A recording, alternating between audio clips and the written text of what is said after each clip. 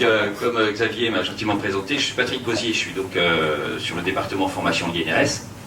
Et sur le département formation de l'INRS, j'ai deux activités principales. Une qui est de déployer, de développer des dispositifs de formation qui sont au jour d'aujourd'hui bien posés, bien gravés dans le marbre. J'entends par là des dispositifs PRAP, CPS et autres, que vous connaissez sans doute. Ça, c'est une première partie de mon activité. Et une deuxième partie de mon activité, dont je vous parlerai un petit peu plus là, dans mon introduction, est aussi une chance de pouvoir, aujourd'hui, travailler en direct avec les professionnels. Travailler en direct avec les professionnels, ça veut dire qu'au lieu de proposer des formations un petit peu génériques, même si elles sont logotées réseau prévention, au lieu de proposer des formations génériques qui ont quand même cette capacité de s'adapter à tout secteur d'activité, eh bien, on propose aussi, dans des logiques d'accompagnement et d'ingénierie des professionnels, la co-construction avec les professionnels de dispositifs complètement adaptés au métier. Bonjour. Complètement adaptés au métier. Et ça, c'est absolument important. Depuis maintenant 6 ou 7 ans, on développe. Alors quand je dis avec les professionnels, ça veut dire que c'est toutes les instances professionnelles. On a les instances représentatives, que ce soit du côté des salariés, du côté des employeurs, mais aussi les partenaires de la formation, c'est-à-dire les OPCA et tous les organismes de formation.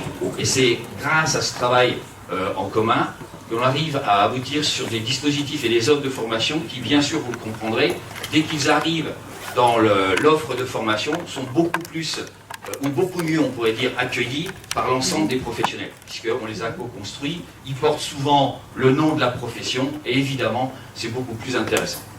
Voilà, donc ça fait partie de mes deux activités. Mon introduction, eh bien, elle va consister à, malheureusement, et j'aime pas du tout cette première partie de mon travail, pas de justifier, mais d'expliquer en quoi il est nécessaire, il est obligatoire de faire quelque chose. Alors, je peux avoir 10 diapos qui vont vous expliquer les enjeux financiers, les enjeux humains, les enjeux économiques, les enjeux réglementaires, de l'importance de rentrer dans une démarche de prévention. J'ai préféré faire court ce matin et je mets simplement deux phrases.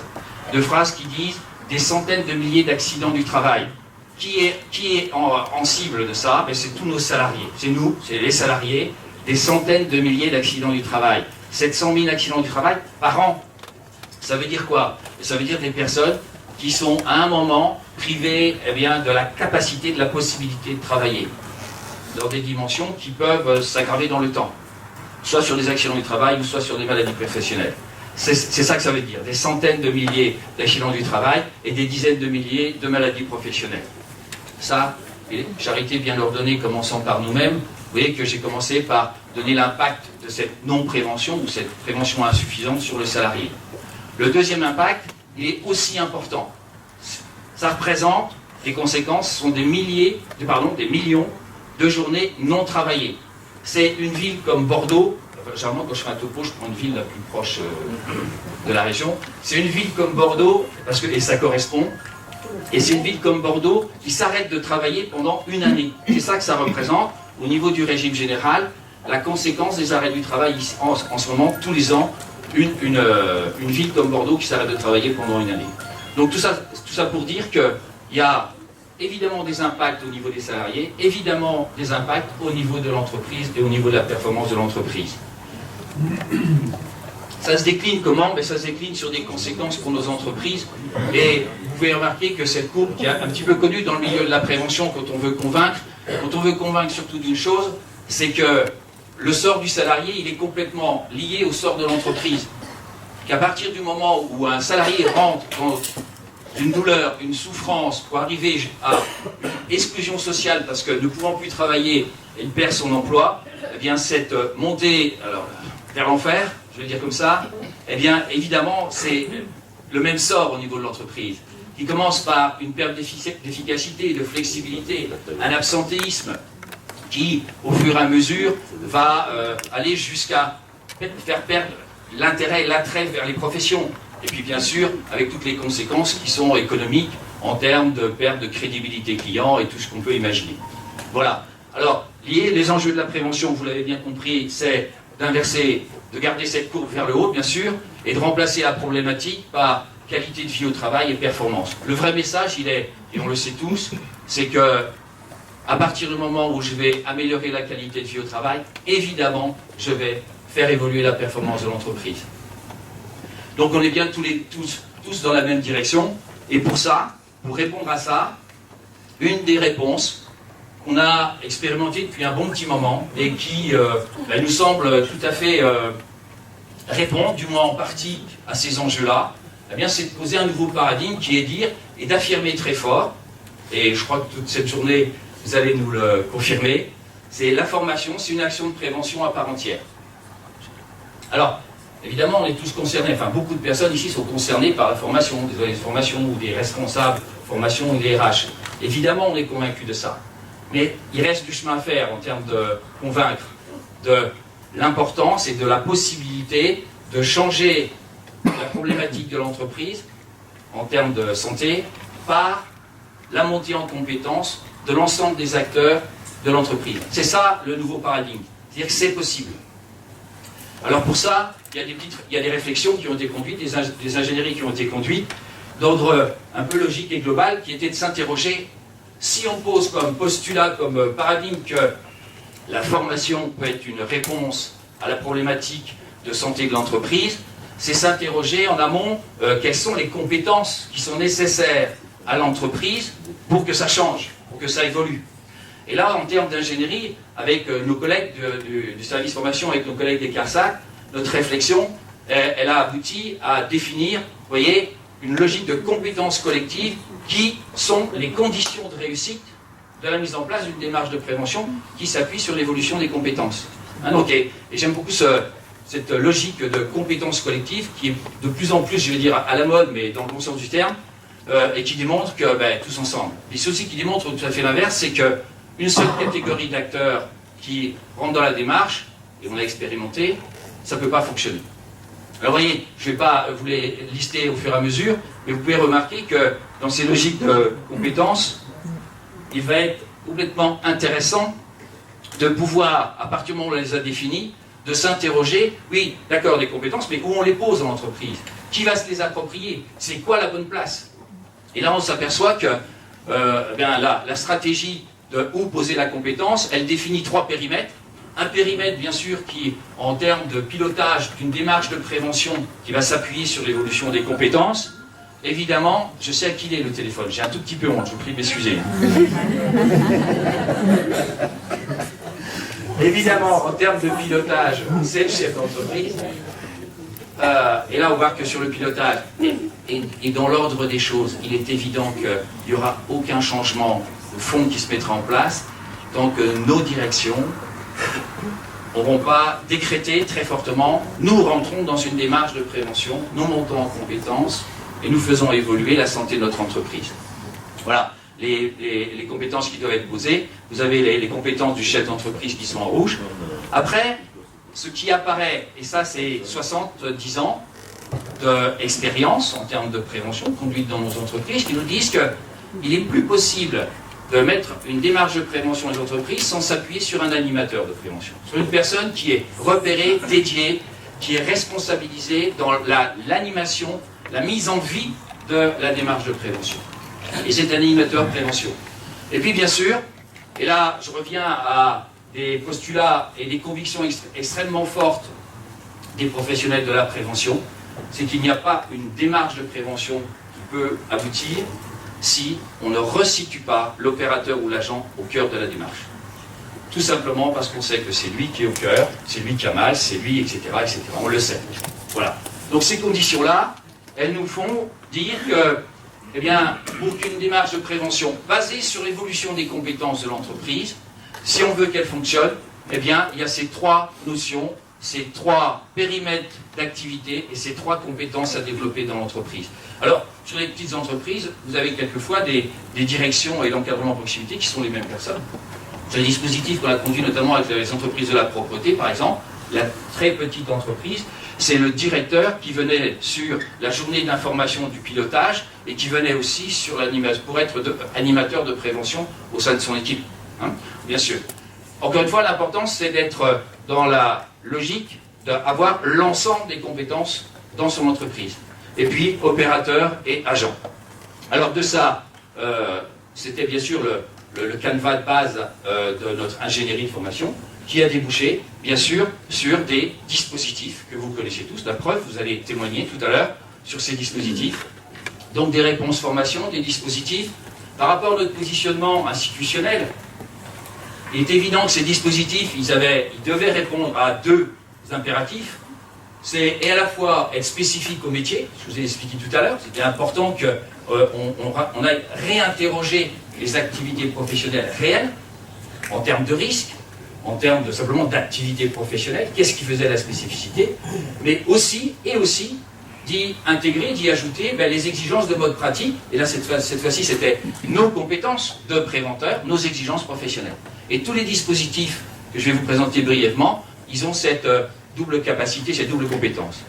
Et évidemment, co-construit avec l'ensemble des partenaires, comme je vous l'ai donné un petit peu tout à l'heure en introduction, quand un dispositif il est co-construit, quand après il arrive au niveau d'une proposition, au niveau d'un responsable de ressources humaines, d'un responsable formation, quand on sait qu'en introduction, ce dispositif il a été porté par les partenaires, employeurs, salariés et OPCA, parce que le financement est aussi quelque chose d'important à prendre en compte, évidemment il est mieux accueilli.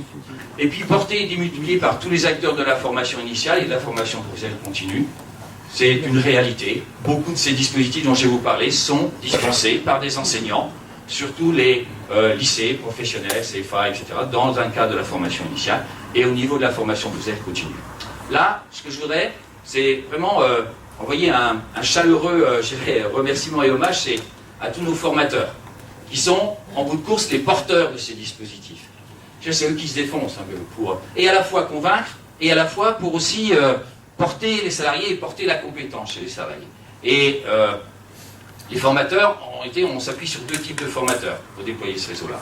Il y a des formateurs internes qui sont, je dirais, dans un positionnement qui, quelquefois, en termes de légitimité, en termes de positionnement, n'est pas si facile que ça à tenir, dans la mesure où je suis et à la fois collègue et à la fois porteur d'une compétence à leur apporter ou quelques conseils à leur apporter. Et ça, bravo pour eux, c'est un vrai challenge. C'est aussi une vraie évolution sociale, quelquefois, pour eux, mais il n'empêche que c'est un vrai enjeu pour eux. Et puis, bien sûr, on a les formateurs, et c'est très important pour notre réseau de prévention de pouvoir s'appuyer sur les organismes de formation extérieurs.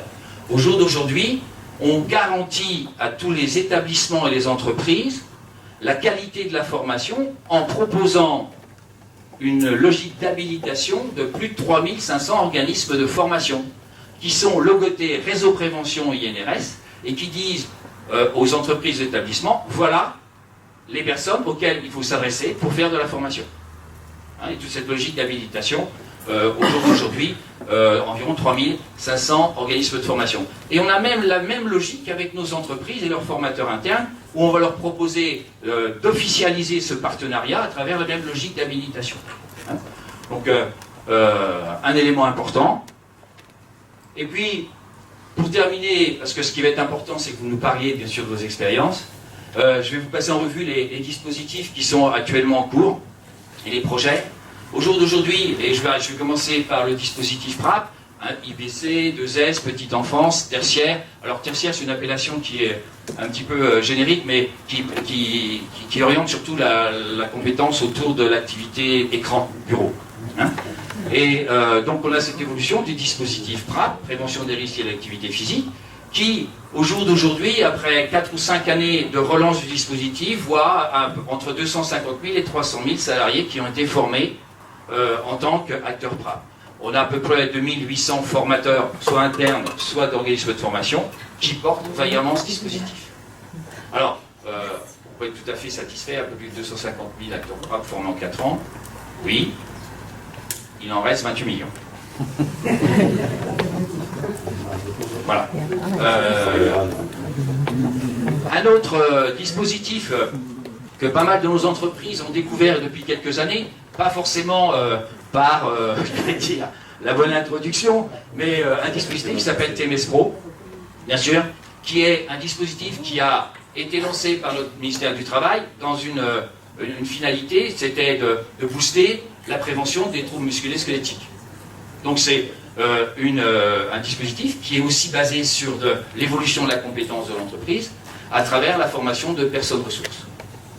Donc qui est plus ciblé sur les troubles musculo-squelettiques et qui répond à une évolution des TMS, si même sur cette année on sent une légère fluctuation, une légère diminution du nombre de troubles musculo-squelettiques, leur évolution reste très préoccupante. Je vais citer rapidement les dispositifs qui sont maintenant posés. Le premier est dans l'ordre chronologique qui a été mis en place maintenant il y a 5 ou 6 ans, que vous connaissez tous, qui s'appelle le certificat prévention secours, aide et soins à domicile. Hein, c'est l'intervenant à domicile. Alors je fais un petit clin d'œil au passage. À partir du 1er septembre, dans la logique d'harmoniser l'ensemble des titres, ce CPS va se transformer en APS, acteur prévention secours, avec le même certificat. Hein. Et pour tous les dispositifs, on va avoir la même appellation. Être acteur de sa propre prévention. On l'appellera acteur, évidemment.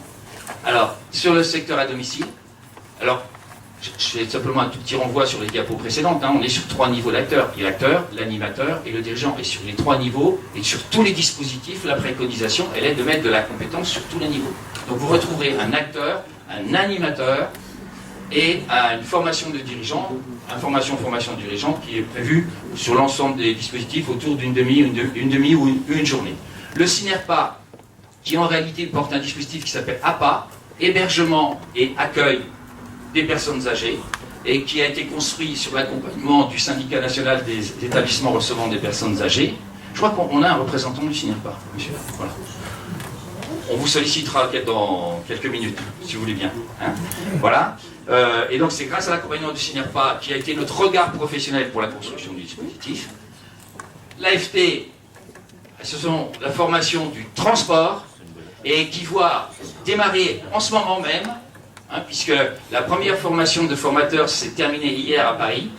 Donc un animateur, il y a un acteur prévention secours transport routier marchandises, un acteur prévention secours transport routier voyageurs, un animateur prévention transport routier et autres. La FEP, Fédération des entreprises de la propreté, qui voit un acteur prévention secours, agent de service propreté, chef d'équipe propreté. Et puis enfin, nos collègues, on va les laisser comme ça, nos collègues de l'OPBTP, qui à travers leur projet et leur programme Adapt BTP, eh bien, intègrent la formation PRAP sur les premiers acteurs. Voilà. Je vais surtout maintenant laisser la parole aux personnes qui vont, et merci d'avance pour ça, c'est cette petite diapo qui nous dit et qui vous dit merci après le prescrit, c'est-à-dire c'est bien qui est autour d'une réflexion collégiale, d'une ingénierie, de prescrire et de dire ce qu'il faut faire, ce qu'on doit faire, et merci maintenant, puisque vous allez nous démontrer que, et je suis sûr que ça va être assez extraordinaire d'entendre vos témoignages, de nous permettre du prescrit à la réalité. Voilà, merci beaucoup.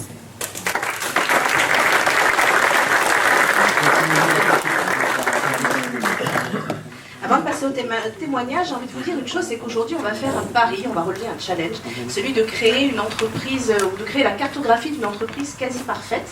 Et vous êtes concernés parce que vous allez y participer. Pour ça, je vais laisser la parole à Véronique, qui est membre du réseau Compétences Prévention, et qui va vous expliquer son projet. En quelques secondes, bien sûr, puisque nous sommes juste dans le pays.